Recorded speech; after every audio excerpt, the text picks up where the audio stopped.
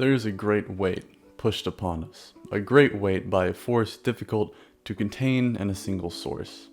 Industry. The weight of industry and climate change often appears in headlines today, but the great poet T.S. Eliot had a pulse on it back in 1922.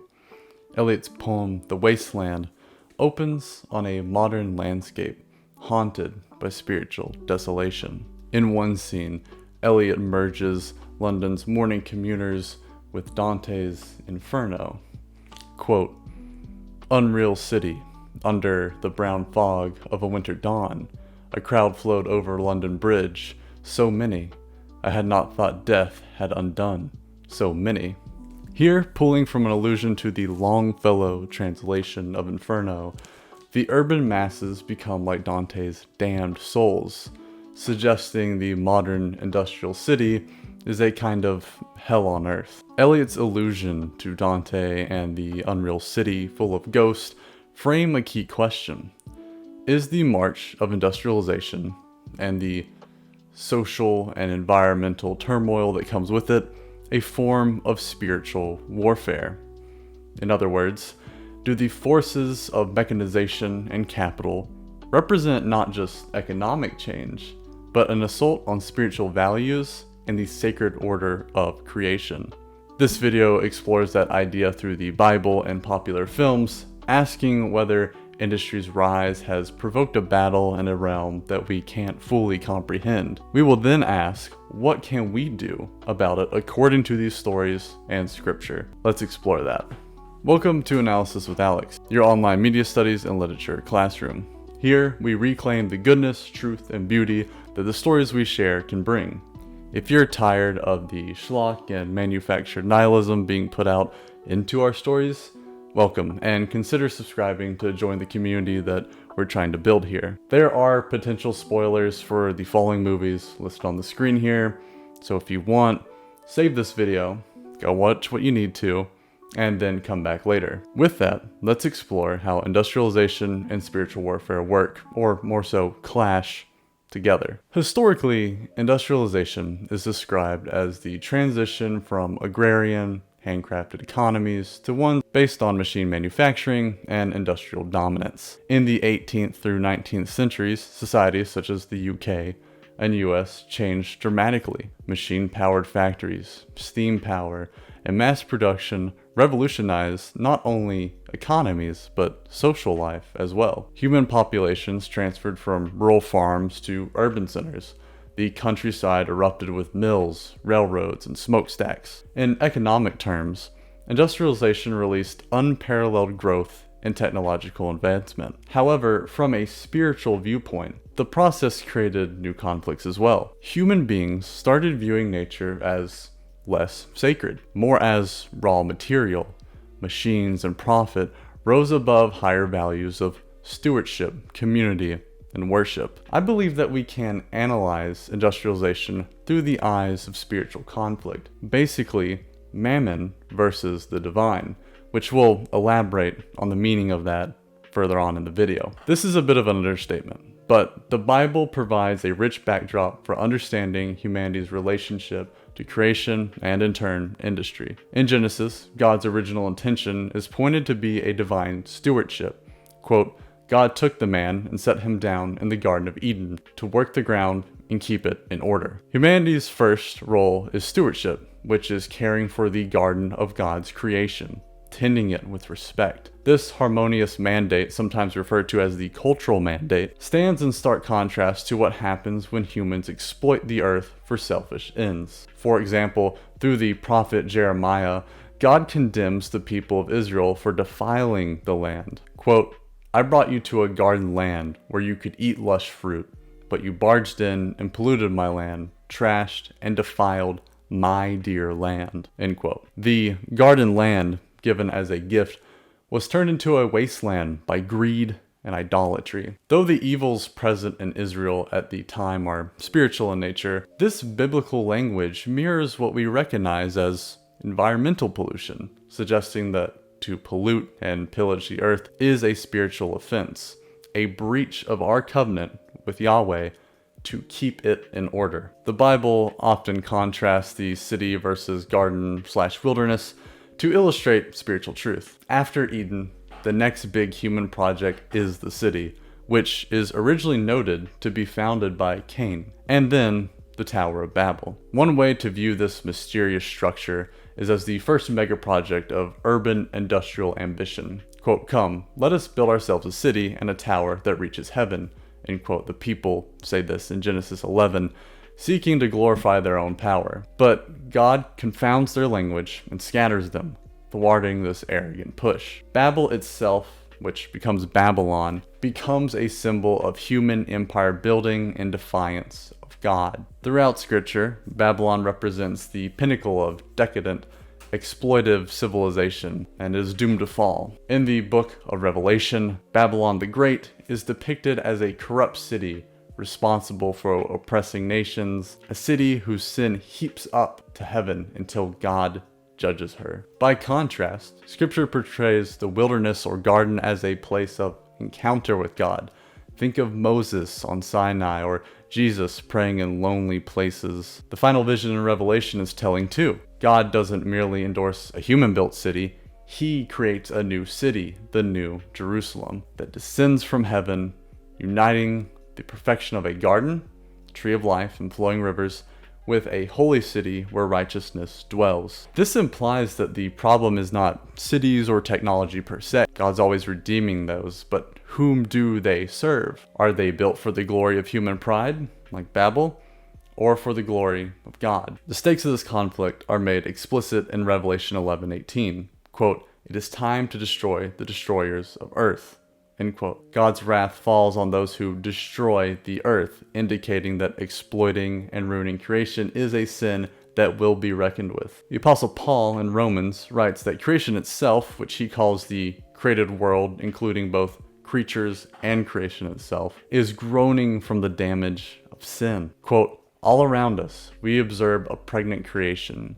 The difficult times of pain throughout the world are simply birth pangs." End quote. In other words, the natural world's suffering brought on by greed, anger, and fear, we might say deforestation, extinction, climate turmoil today, is like labor contractions, a painful precursor to a new birth when God will liberate all creation. The Bible frames our treatment of the earth as a profoundly moral and spiritual matter. Stewardship versus exploitation is not just an ethical choice. It is a front in a spiritual war between God's purposes and human avarice feeding into Satan's desires. There's almost something intuitive about this though. People almost inherently feel a certain way when they see a forest torn down, regardless of whether or not they follow a particular religion. However, I find that this most poignantly comes true through the Christian religion. Let's analyze some popular movies that point to this conflict, and how we can see parts of what we just analyzed in the Bible play out in stories we connect with each other over. One recurring motif in literature and film is nature personified rising up against industrial invasion, essentially portraying this conflict as a battle of gods or spirits. We'll call this storytelling device natural conflict for the purposes of this video. This is especially common in fantasy and science fiction, where industrialization is cast as a literal war between the natural world and mechanized forces. One of my favorite, and probably one of the most famous examples of this, is J.R.R. Tolkien's Lord of the Rings. In Tolkien's saga, the ancient forest, Fangorn, itself goes to war against the tyrant Saruman, who has clear-cut trees for his factories. The Ent, Treebeard, mourns that Saruman, quote, "has a mind of metal and wheels, and he does not care for growing things," end quote. Saruman's forge at Isengard is shown as a kind of industrial hell of smoke, fire, and mass-produced weapons. When the trees, animated as a spiritual force is in it, literally march to destroy Isengard, Tolkien illustrates a mythic version of nature retaliating against its despoiler. The clash is filmed by Peter Jackson and his crew with stark contrast. The cinematography shifts from the lush greens and gold light of Fangorn Forest to the ashen grays and flickering firelight of Saruman's foundry. The sound design underscores this spiritual duel too. We can listen to the Ent's deep, creaking voices and roaring water versus the screech of iron and blast of explosions in the battle scenes. This is a visceral depiction of the natural world as an active combatant against industrial corruption. Another favorite of mine that accomplishes this is Princess Mononoke. Miyazaki's animated epic centers on a literal war between the spirits of the forest and the humans of an iron mining colony. The forest is guarded by giant animal guards, personified by wolves and boars, and a majestic, strange, deer-like forest spirit, while Irontown represents human industry led by Lady Eboshi, who builds firearms, clear-cuts forests to fuel her ironworks. The film portrays nature as sacred. The forest spirit's presence brings life and healing, and its death at human hands triggers a nightmarish corruption that nearly annihilates the entire world. Miyazaki's creative choices emphasize this spiritual conflict. Sweeping frames of verdant forests with ethereal music evoke reverence for nature, while the clank of machinery and musket fire mark the encroachment of technology. In the climactic scenes, the natural world fights back. Demonized boars charge. The very night turns apocalyptic when the forest spirit is wounded, and finally, its cleansing blood washes away Irontown. The blood being spilled to cleanse certainly has some Jesus implications when you think about it. Fantasy framing allows Miyazaki to make the point clear. Industrialization isn't just a human advancement, it's an assault on the divine order of nature. And the old gods do not take it lying down, and a submission to it can bring about more peace and harmony. In the sci-fi space, James Cameron's Avatar sets up a pretty similar dynamic on the alien moon Pandora. The human military industrial complex arrives to strip mine a precious mineral, bulldozing the lush rainforest and displacing the indigenous Na'vi of Pandora. But Pandora is not just a simple setting. It's a central character itself and a living network that the Na'vi deify as Ewa, a planetary spirit that can literally mobilize the biosphere. In the film's finale, when the humans attack the sacred Tree of Souls, Ewa intervenes. Wildlife en masse, dire horses, banshees, these gargantuan hammerhead beasts stampede against the armed soldiers and gunships. The spiritual idea is that all living things are connected and will defend their home. This is a more pantheistic vision. Ewa is a life force of nature, but it frames the humans' tech aggression as literally blasphemous. They are fighting a world soul. The mythic structure here casts the humans, with their bulldozers and mechs, as the dragon to be slain, and the Na'vi, riding around on these flying banshees, and aided by their goddess, are the heroic force of nature's justice. Across these three examples, a common pattern emerges. Storytellers give nature a voice, agency, and even divinity to illustrate the spiritual stakes of industrial expansion. The fantasy genre externalizes the struggle as literal war. Forests fight back, ancient deities curse industrialists, and planets themselves respond with fury. These narratives resonate because they tap into a truth we intuitively sense. The rape of the land is not just a physical crime, but a spiritual transgression. By portraying nature as a character, and often a sacred one, and industry as a villain, these works reinforce that industrialization can represent an assault on something holy, a spiritual warfare between mechanized greed and the spirit of life. Not all battles between nature and industry are waged in the open in this way though. Another motif presents industrialization as a sickness of the soul and mind, a force that inflicts psychological and spiritual degradation on individuals. We'll call this motif industrial disease, after the Dire Straits song that tackles similar ideas. In these stories, the war is internal or perhaps metaphysical. Characters struggle with despair, guilt, and madness in the shadow of industrial society. One of the best examples is 2004's The Machinist. This psychological thriller follows Trevor Resnick, a factory lathe operator who is quite literally being consumed by his job and his secrets.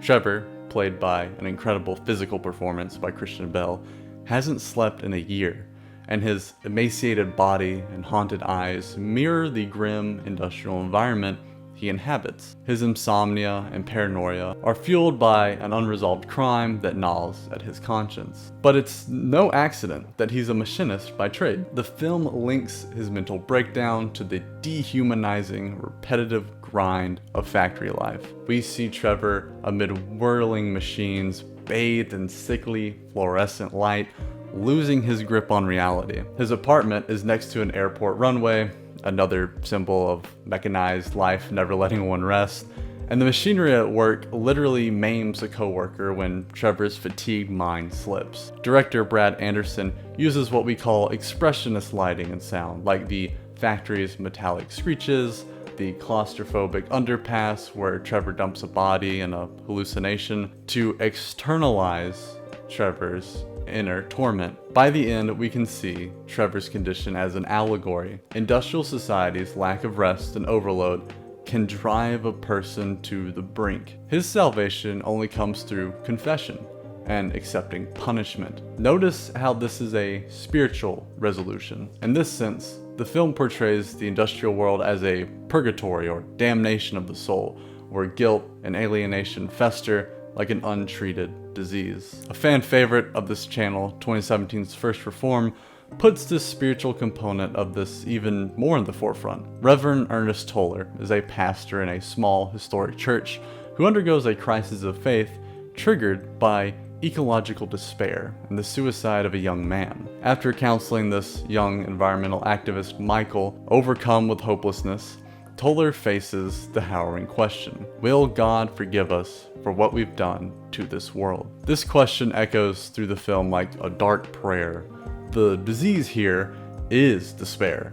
It's a suffocating mix of guilt, anger, and fatalism about climate change and creation's destruction. As Toller learns more through the activist's notes and tragic suicide, the weight of the industrial exploitation of the earth drives him to aesthetic pain and extreme plans. Paul Schrader films in a spare, austere style. There's no background music or a very static camera to create a sense of spiritual emptiness known as the transcendental style. He actually coined this term in some of his own cultural theory work. Toller's journal entries narrate this deteriorating mental state. He drinks Drano like some kind of modern monk self-flagellating. The church's proximity to a polluting factory and its dependence on donations from an unscrupulous energy CEO are not subtle at all. The institutional church itself has been tainted by the machine of capitalism, and Toller's soul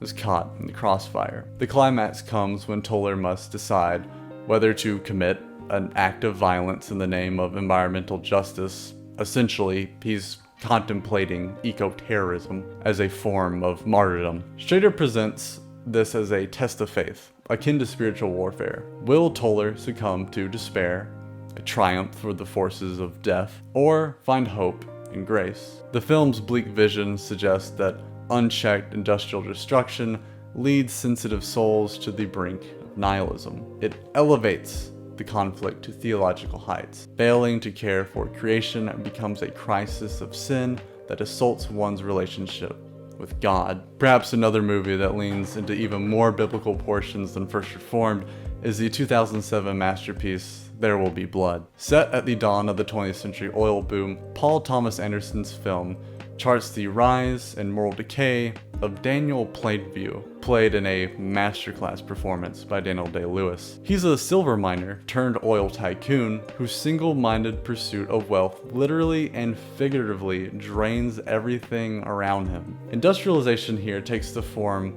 of the ruthless oil industry. Derricks erupt from the earth, bringing wealth, power, and violence. As Plainview builds an empire, he increasingly embodies avarice. He explicitly states at one time, quote, "I want no one else to succeed," end quote. The spiritual warfare plays out between Plainview and Eli Sunday, a young preacher played by Paul Dano. Eli's church and Daniel's oil rig grow side by side, vying for the soul of a community. But both men are corrupted. Eli craves influence, using faith as a means to an end, and Daniel worships wealth. The film's cinematography paints Plainview often in shadows or isolated and vast barren oil fields, visually hinting at his inner emptiness. By the end, Daniel has alienated and destroyed everyone, including his family, in his quest. He sits in his private bowling alley, drunk, muttering after committing murder. It's an image of spiritual desolation. The industrialist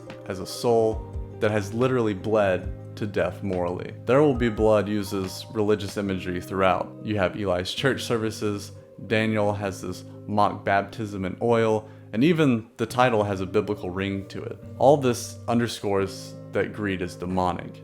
Those demons have been unleashed by industrial capitalism. Daniel Plainview could be seen as a kind of anti-Christ figure, anointed in oil. The oil rush of the industrial age is thus depicted as a kind of curse, a madness that overtakes men and renders them spiritually dead. The movie's eerie, dissonant score, long, tense silences, and stark lighting help convey that sense of an ominous presence behind Plainview's rise. By the famous final line, "I'm finished," we understand it on two levels. The quest is over, and so is any last remnant of Daniel's humanity. In sum, the film suggests that the industrial era idol of profit can deform one's soul as drastically as any classic portrayal of demonic possession or disease. In all these stories, industrialization acts like a poison or a pathogen, whether it's the literal chemicals and noise that torment Trevor's psyche in The Machinist, the flood of climate change knowledge that paralyzes Reverend Toller, or the landslide of oil wealth that drowns Plainview's conscience. The narrative device is to show individuals an industrial setting descending into darkness. These are cautionary tales. They imply that beyond the obvious environmental harm, the industrial way of life can inflict deep spiritual harm, anxiety, alienation, insatiable greed, loss of faith. And all these get framed as demonic, spiritual afflictions.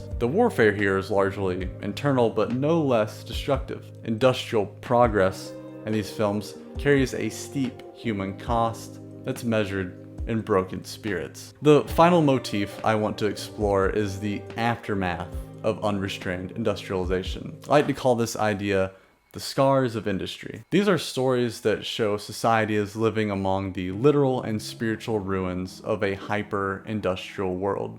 This motif is particularly popular with dystopian and post-apocalyptic movies.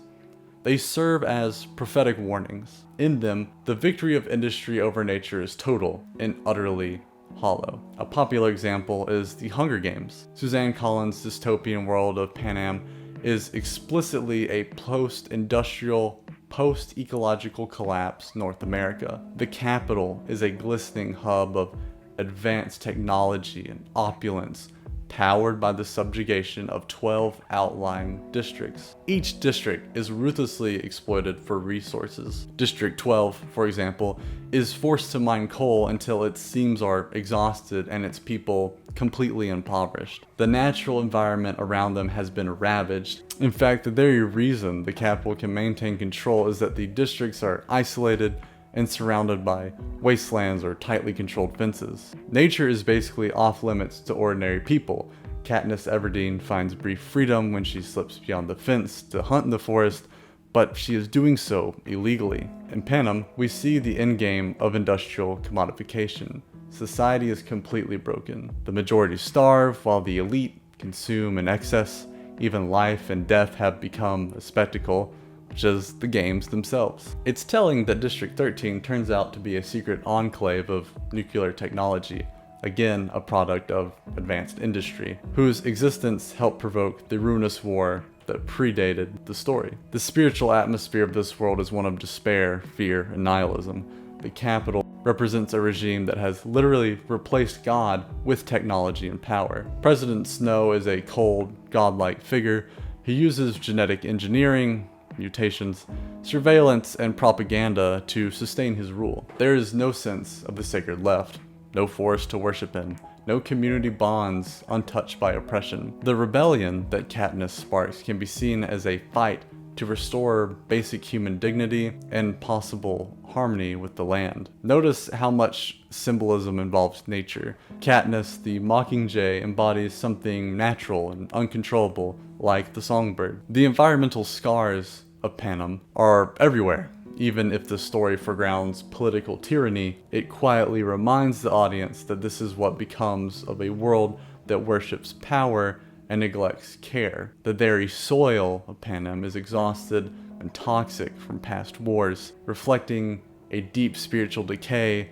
under the Empire's glitz. A lighter example is that of Disney Pixar's WALL-E. WALL-E might be the most on-the-nose parable of industrial society's wreckage. It imagines Earth centuries in the future, after consumerism and unchecked corporate greed, embodied by the mega corporation by and large, have left the planet a lifeless dump. Mountains of garbage tower over a brown sky.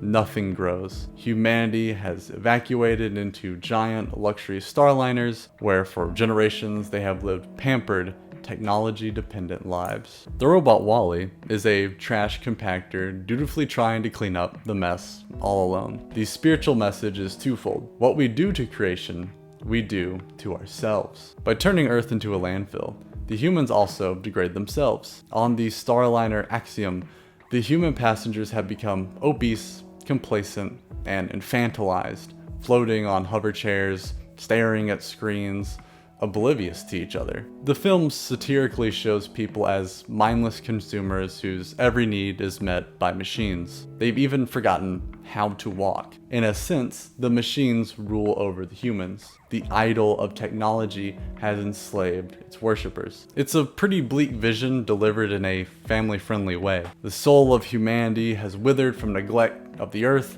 and over-reliance on gadgets. Yet WALL-E is also a story of hope and redemption. WALL-E is essentially a Christ-like figure in machine form. He sacrifices himself to save the last living planet and thus the future of life, and in doing so he wakes up the humans to reclaim their humanity and return home. When the people finally step foot on Earth at the end, the captain marvels at something as simple as soil, water, and plants. The spiritual takeaway is clear. There is a chance to come home from our prodigal fling with hyper-technology, but it requires humility and care. The imagery of WALL-E drives the point home. The contrast between the sterile, artificial life in space and the messy, beautiful life on Earth, even in ruin, emphasizes what's at stake. In the absence of stewardship, creation suffered, and so did the human spirit. Regaining our connection to the natural world is depicted as almost a religious renewal.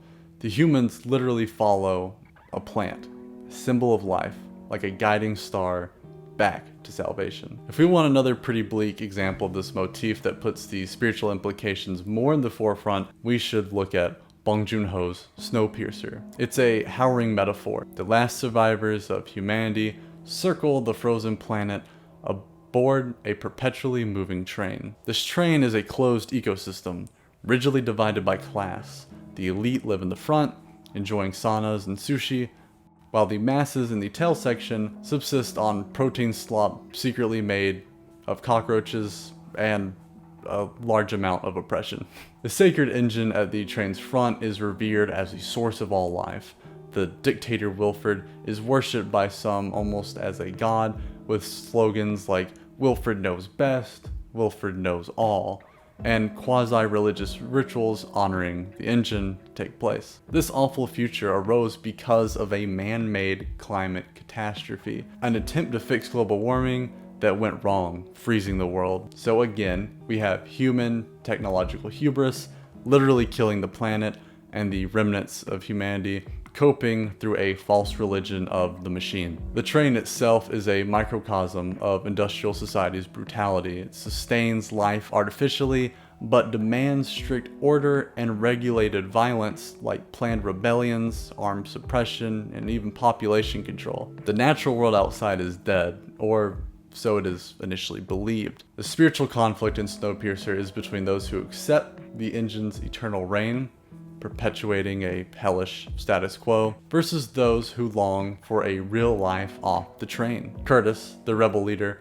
fights his way to the engine only to discover the horrifying truth behind the train's balance, including atrocities like cannibalism and child labor to keep the engine running. In the climax, A survivor blows up the train, derailing it. It's this act of apocalyptic destruction that paradoxically offers the only hope of rebirth. In the final shot, we have two survivors emerge into the snow and see a polar bear off in the distance, proof that life in the wild endures. The dystopian imagery here is potent. A world reduced to a single claustrophobic machine. Humanity reduced to cogs serving an engine. It's a vision of technological purgatory. There's also some allusions to Dante with that frozen imagery as well. The only salvation comes by reconnecting with the broken but healing natural world, even at great risk. Snowpiercer thus suggests that clinging to an artificial, industrial notion of salvation, like a self-sustaining train, is a doomed philosophy. True life requires surrendering control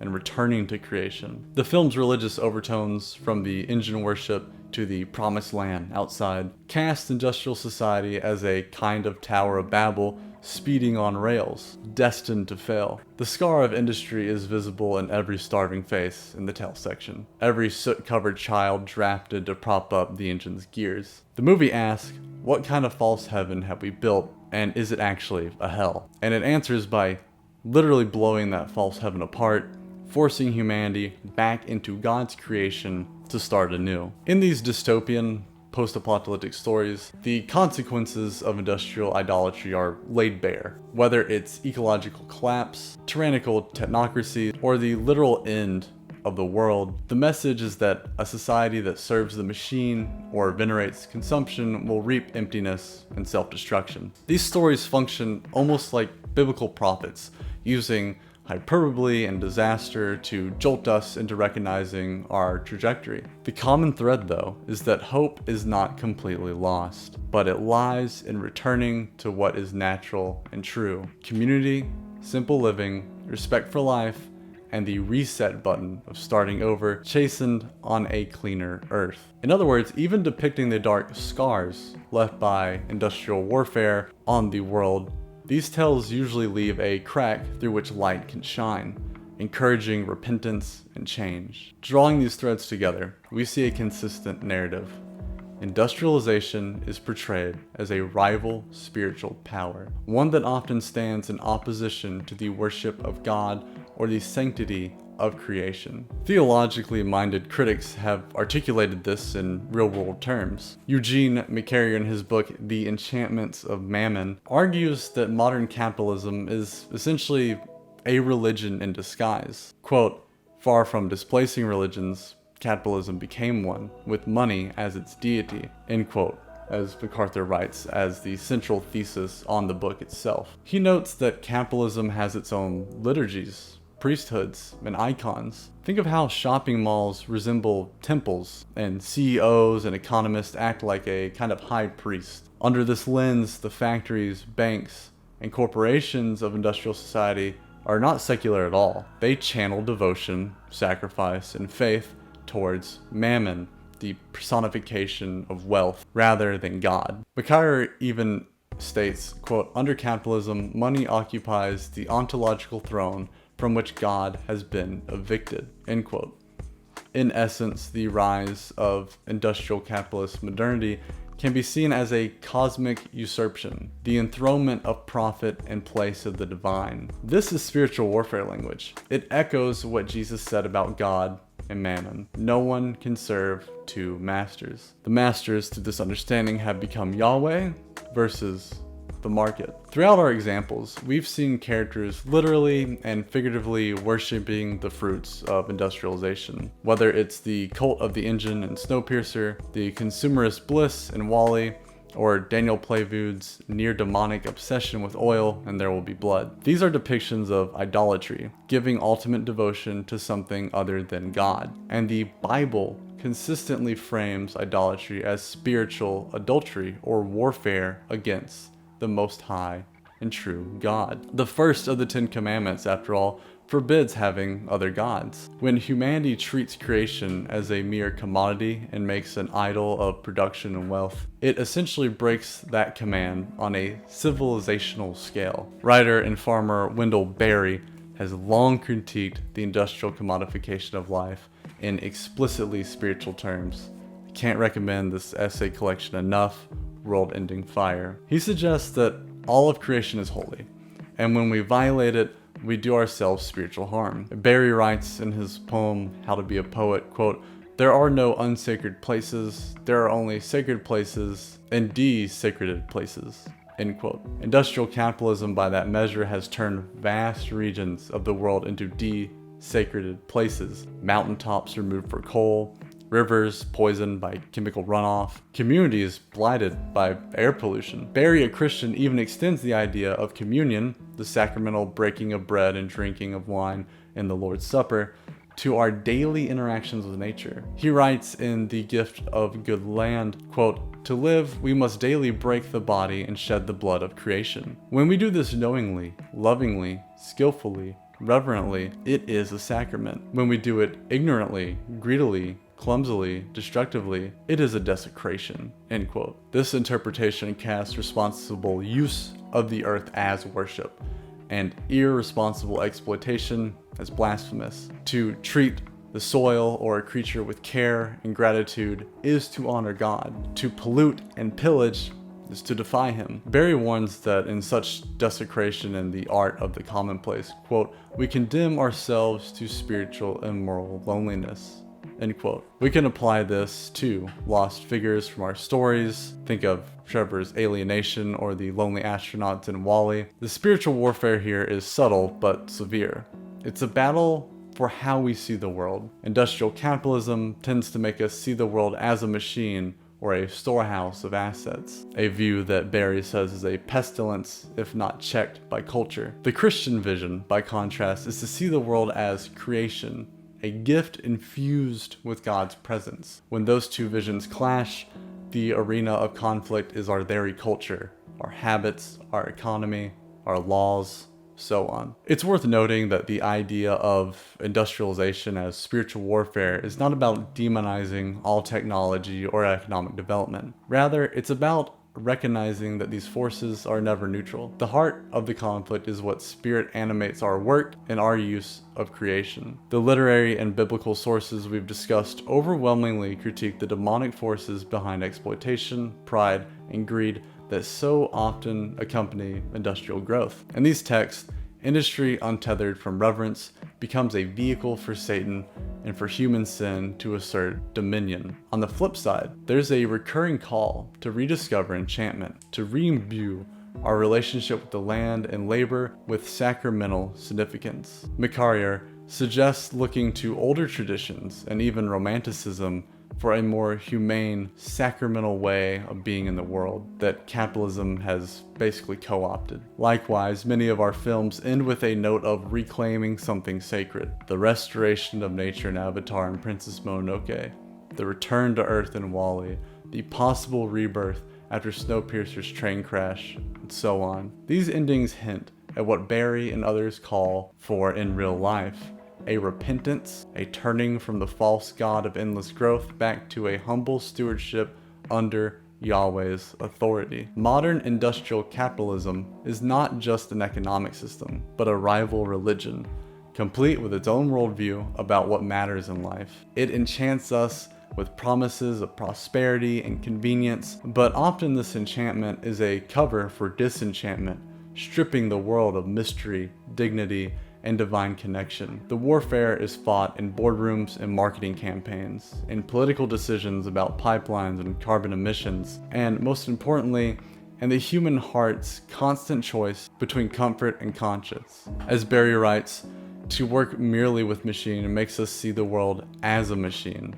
To work with living creatures, and I would add, with love and care, makes the world appear as alive. The question is, which vision will win out? So, is industrialization a form of spiritual warfare? After this exploration, the answer seems to be yes, and it's a war that's still ongoing. The biblical narrative and these various films work together to affirm that what's at stake is nothing less than creation itself and our place in it. On one side stands a worldview that exalts human technology, power, and consumption above all. Modern Babel, modern Babylon. On the other side stands the call of the gospel. humility, stewardship, and the recognition that the earth is the Lord's. The book of Revelation gives us insight into how the kingdoms of the world become the kingdom of Christ. Babylon falls, and a new heaven and new earth are established. In that redeemed creation, God's temple is with people, and the Ark of His covenant, a symbol of His presence, is in their midst. It's a vision of harmony where creation is no longer groaning, because its rightful king is on the throne. Notably, in Revelation chapters 21 through 22,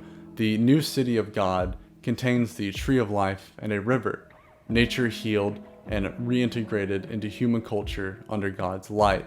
What was originally in Eden will return. This is the antidote to the wasteland in which we began with Eliot. Salvation is found in Jesus Christ, not in any human tech utopia or nostalgic return to the past. This means we don't ultimately put our hope in, say, geoengineering our way out of climate change, or in a romanticized agrarian ideal to solve all problems. Rather, we trust in Christ to redeem fallen creation and fallen humanity. However, that trust calls us to action, not passivity. He might use those things. If indeed industrialization involves spiritual battle lines, we each have to decide where we stand. We can resist the false religion of consumerism by intentionally living more simply, practicing gratitude for what we have, buying less, and avoiding the relentless upgrade cycle is a spiritual discipline. It breaks the hold of mammon in our hearts. Simplicity frees us to rediscover the joy in non-material riches, relationships, nature, creativity, worship, which the machine of advertising tries to convince us are not enough. Consider taking small steps. Observe Sabbath days with no shopping.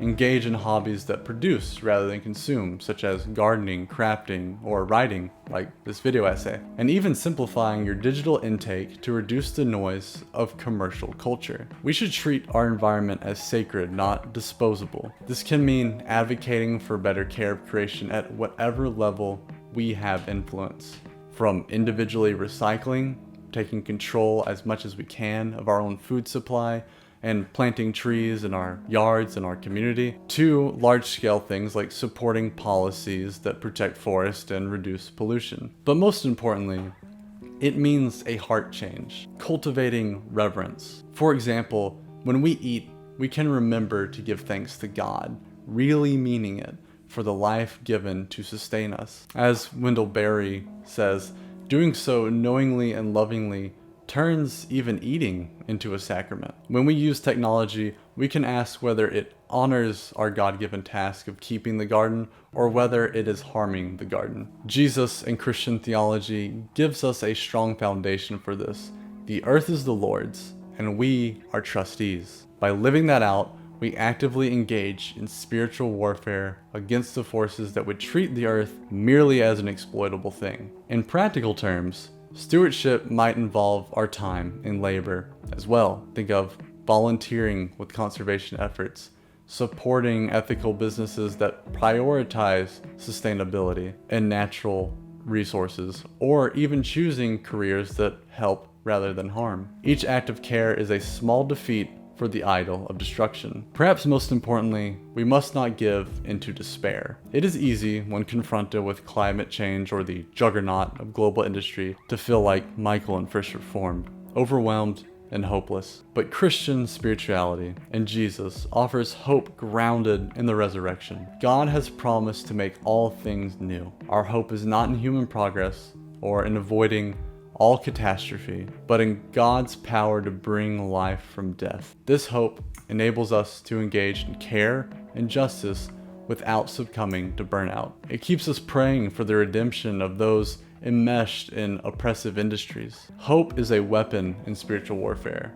It defies the narrative that there is no alternative to the status quo. In communities of faith, nurturing hope might look like storytelling, sharing testimonies of environmental restoration, celebrating small victories. The Bible ends not in a wasteland, but in a garden city where God dwells with his people. Every time we proclaim that vision, we push back against the spiritual darkness that says the earth is doomed and meaningless. As long as God is God, there is hope for renewal, and that hope should energize us to love courageously in the here and now. Industrialization has brought us dazzling inventions and global connections, but it has also come with spiritual pitfalls that we ignore at our peril. The wasteland Eliot wrote of doesn't have to be our final reality. The tensions and tragedies surrounding industrial growth can awaken us to deeper truths, that we matter to God, that we are more than cogs in the machine, and that the gospel is good news for all creation. By learning from scripture and story,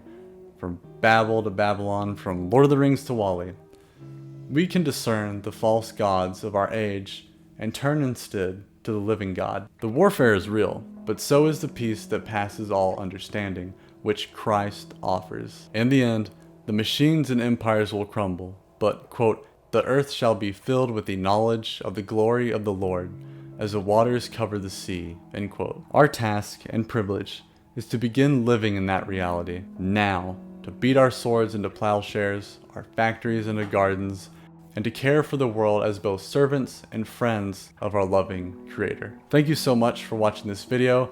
I bet you have something to say about something I covered in this video. If so, please let me know in the comments. Do you tend to know these spiritual currents that I'm mentioning here? Is there something else you noticed about these movies that I didn't cover here or that I missed? Share it all below. Also, I'm trying something kind of new here. This is sort of a deep dive video, a longer video essay format.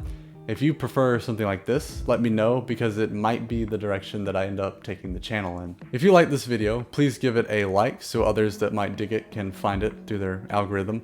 If you didn't like this video, you can also let me know that. Anything helps me out. Please consider subscribing and checking out what else I have on the channel. There's more video essays, and I also do book reviews with light analysis. Subscribing is currently the best way that you can currently support me. Again, thank you so much for watching this video, and I will see you all in our next exploration.